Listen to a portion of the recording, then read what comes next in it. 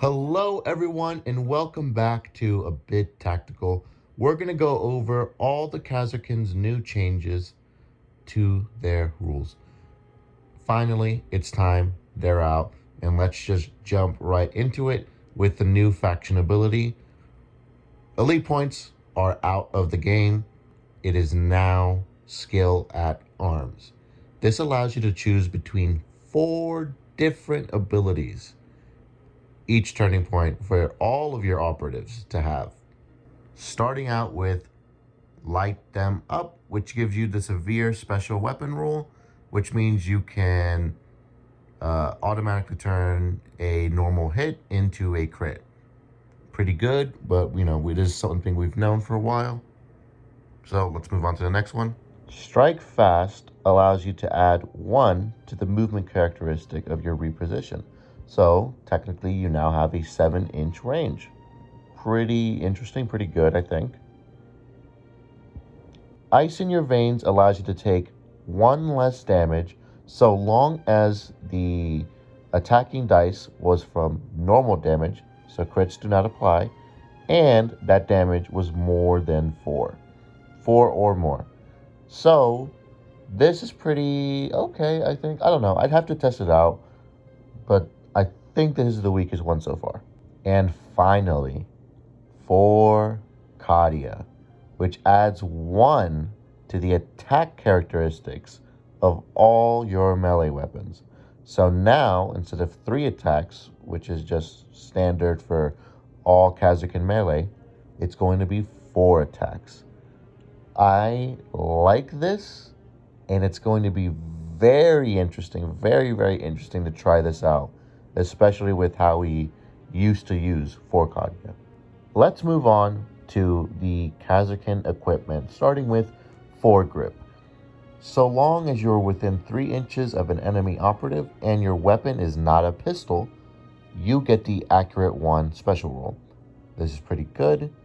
Accurate 1 just means you retain 1 dice without having to roll it.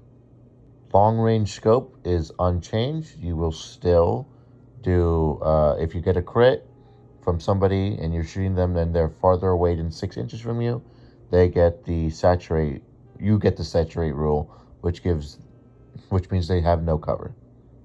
Relics of Kadia is really interesting.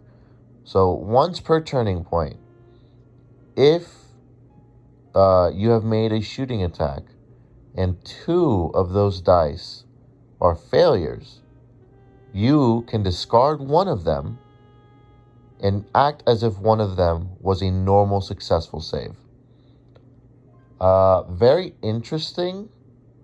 I think this is something that I would take as part of the strategic gamble part of where you can choose an extra equipment piece other than I forget what the other 2 options are, but you can choose an extra equipment piece. I think I would probably take this just for the safety of it. And finally, we have Combat Daggers. You choose this, you give it to everybody on your team. They now have a 3/4 melee weapon that hits on 4s. That is the one thing, it hits on 4s. So you stack this with 4 Kadia, you are a Space Marine that hits on 4s with your melee weapons. Very cool, very interesting. Again, I can't wait to try it out. Let's move on to the strategic ploys. And yes, elimination pattern has returned. This means that you get the piercing crits 1 special rule if you have a hotshot weapon. Hotshot las gun, hotshot las pistol.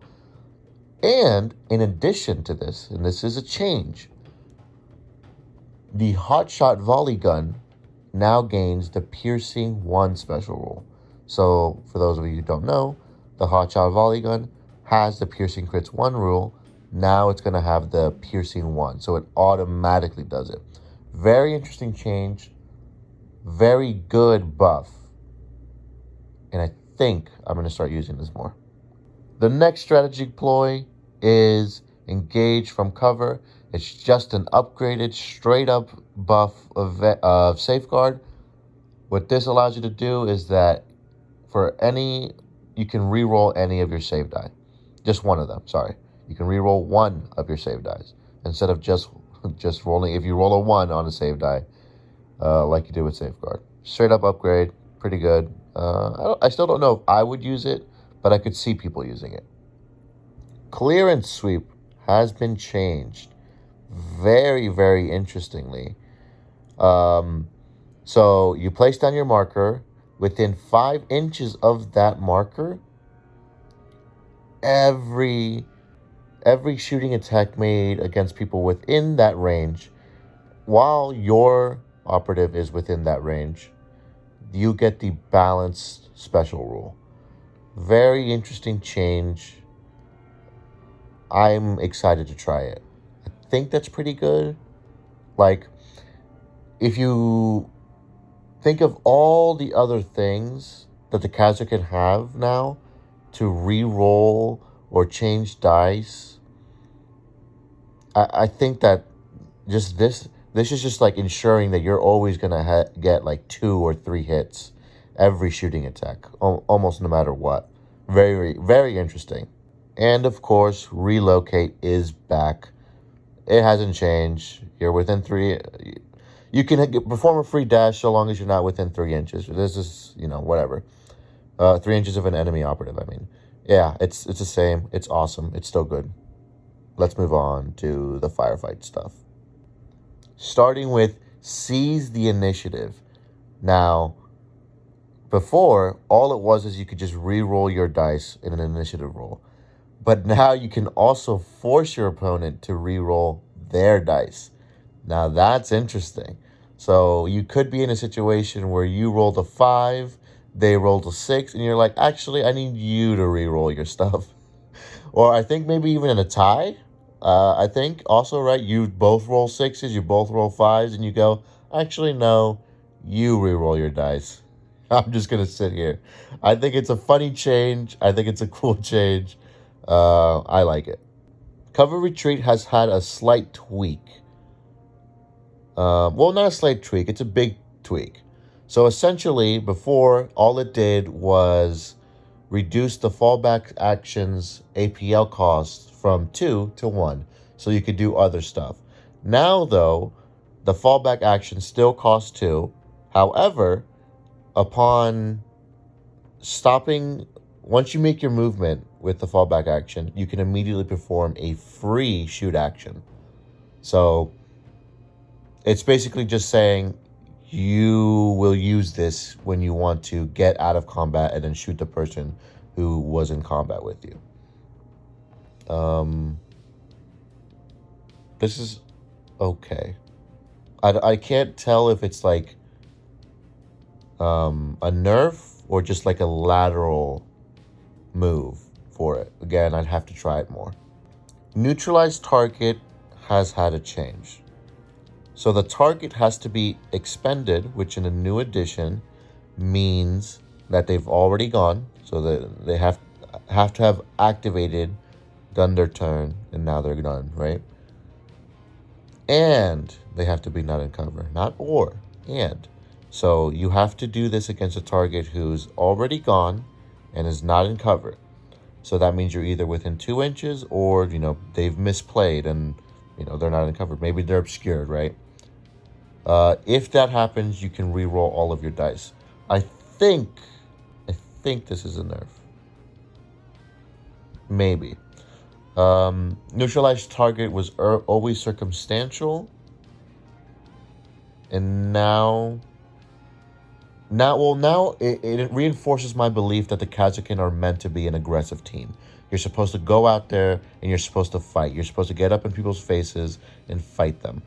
So it plays into my philosophy, which, I like. I'm going to agree with it, right? I'm glad GW is, watching my videos and understanding that that's how these people are supposed to be played. But I think it's okay.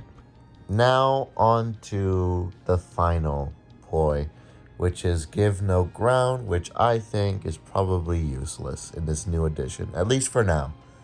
Of the few battle reports I've seen, people kind of aren't going for objectives anymore. It seems like they're going for their primary op. They're going for kills. Yeah, it seems like they're just going for other stuff instead of spending time getting objective markers.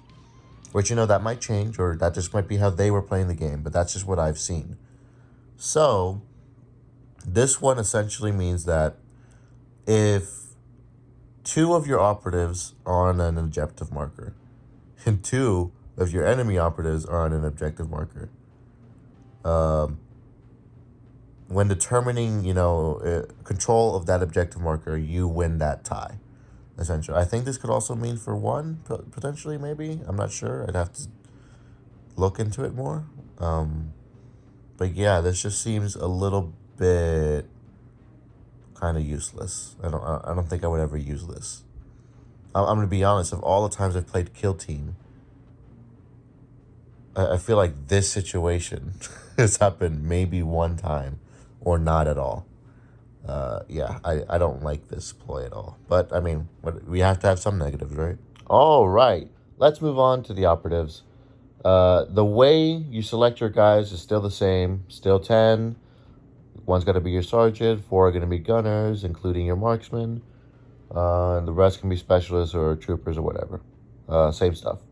So the Kasrkin Sarge has been completely changed. He had to have been changed, right? Elite points are gone, and his main ability had to do with elite points. But just one change just off the bat is all pistol ranges seem to have been changed to 8 range. So it's 8 inches now to shoot somebody with a pistol. Also, plasma weapons have also been changed. So you have the piercing 1 rule for the first weapon profile, and then piercing crits, or piercing 1 hot and lethal 5 for the supercharged version. Kind of a drastic change, right? It is kind of a nerf. It's not, AP2 as it was, or as it's called, piercing 2 now. So that's kind of a nerf on it. I still personally would probably take the plasma gun and the chainsword combination. Yeah, I'd probably still take it. It's still a good combination, I think. I'd have to test it out. But the other change that has been made is for the ability of the sergeant. Basically, you can change one of your Kasrkin operatives, or even yourself, their skill alarm traits. So this is kind of interesting, right? So you can give everybody else on your team, severe, right? But because you're your Kasrkin Sergeant and you have, let's say, a 4-5 weapon, you can now say, actually, I have, and this costs 0 CP, by the way. This costs 0 AP also, by the way. So you can just say, everybody else has, light them up. They have severe. But actually, I have 4 Cardia. So that means I now have a chainsword with 5 attacks. Pretty good, I think. I like this. I like this change. I can't wait to try it, do new tactics with it. You can also change the location of your clearance sweep token, again, for free. So, you place it down, your people move around or whatever, and you say, doesn't matter. Oh, you've moved your guys here, now they're expended and now they can't move. Okay, well, now I'm going to move my token from where it was before to here, and now I'm going to go in. Actually, this is such a good change. This actually makes like a clearance token or a clearance sweep really, really good, and it makes me want to use it. Okay, yeah. I can't wait to make a video about it. So, the combat medic has had a change. And it does actually take away a tactic that you could have done before. Now, once you revive somebody, it actually does affect their APL until the end of the next turning point. Or until the end of their next activation. So if they've gone, somebody shoots them, they kill them. On their next activation, they're going to have -1 APL, and the same thing for the combat medic. Now, if the combat medic, it's just, it's a straight nerf, but I think it's a nerf for every team. As funny as it was to do that, to do the thing that I did with this, it's a much needed a much needed nerf. Another change is that your healing ability no longer costs AP to use, so you can just do it for free. Now it doesn't say, it says you can select one target or one friendly operative. I don't know if you could do this multiple times. I'm gonna go ahead and assume not, but we would need an FAQ for this. Like if you just take damage and you move 2 or 3 of your guys within an inch, it would be a stupid move. But could you just heal all of them, or could you move your Kasrkin's medic up to somebody, heal them, then move to or dash to somebody else and heal them? Could you do that? I don't know. For now, I would just assume you could only do it to one person per turning point, because typically you're only supposed to be able to do one action per. You're only supposed to do an action one time, once per turning point, unless otherwise stated. The demo trooper has had a big change. Finally. It didn't make sense before, but now things do make sense. Once you place your melt to mine, you can immediately perform a free dash action, regardless of your AP. This just makes sense. I don't know why you had to have 3 APL or have lucky timing on your previous turning point in order to place your mind and move. I don't know why that was the case before. Now you can place it, you can immediately perform a free dash. It just makes sense. Also, it is no longer a shooting attack. Your melt to mine is no longer a shooting attack. They just take this damage. It's 2d3 plus 6. Still really good damage, especially since there's nothing they can do to counter it. If somebody goes up against this mine, they immediately take this damage. Like, immediately. It's actually pretty goddamn good.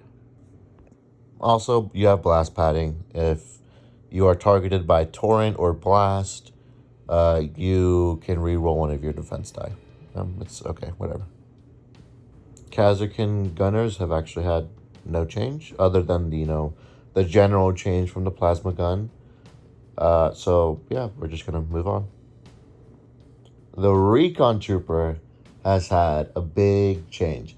So Reconnoiter Kill Zone, instead of giving you free scouting options, which are gone now, or just giving you one of those extra actions at the beginning, instead you can just perform the relocate action for free, so long as the Recon trooper is the one chosen as the primary target, right? So if he's the one that's chosen to relocate, and then everybody else within 3 inches can also do it, then this actually costs free.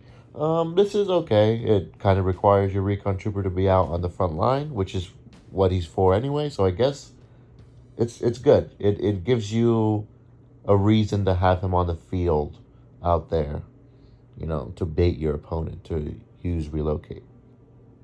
The Auspic scan has had a huge change. So it still costs 1 AP, and anybody. So you have to activate your Recon trooper. Anybody within 8 inches of that Recon trooper can now no longer be obscured. So you would activate your Recon trooper, you would place him down wherever, you'd activate Auspic scan, heed, and then anybody within 8-inch range can no longer be obscured. Obviously, this would be only to your enemy operatives. I think this is actually really, really good. This is like super good. Because before you would have to choose one person. You could say this person can't be, But now it's, you just go up, you activate this. Anybody within an 8-inch range can't be obscured. I think it's pretty good. The Kasrkin Sharpshooter has had the same change I think almost every other sniper has had, which is it can now only use its silent variant on the weapon so long on the first shooting attack, basically. So you get one shooting attack in which you could just get it and you're still concealed. But after that, you have to be engaged. I like this change. This is really good. It makes snipers not this super deadly threat that just can kill without any retaliation. It's so that I always hated that. Now things are just making sense. It also has a difference between stationary and mobile, which basically if you don't move, because you have the heavy weapon trait. If you don't move, you get mortal wounds 3 on all your shooting attacks. Pretty good. Now on to the Kasrkin Elite Trooper, which I just call the Chad Trooper now. He can just use a stun grenade and a smoke grenade, and a smoke grenade. So he can throw a smoke grenade and a smoke grenade in the same action, or in the same turning point, and he could do this every turning point, forever, regardless of your utility stuff. This is just a huge buff to the Kasrkin Trooper. Makes him a huge support operative. It's actually really, really good. The Vox Trooper has not been changed. Thank God. He's still the same. He's the MVP of the team. Always has been. And of course, I saved some of the best for last. And by some of the best, the one thing. Kasrkin hit on 3s. We've known this for a while, but we just need to say it in the video. Kasrkin now hit on 3s. Amazing. That's it for this video. I just wanted to cover all the changes to the team real quick. You know, I'm super excited. I think the Kasrkin are a super good team now. Really good. Before, I had to work so hard for them not to be a bad team. And now, I feel like I kind of don't have to work at all. So many strategies just come to my mind. So many tactics just come to my mind just from reading these rules. And now I just want to go out there. I want to try them so hard. That's it for this video, guys. I'm going to be doing a full Kasrkin guide. The same thing I was doing with the last one right before it got killed. We're going to go through each one of these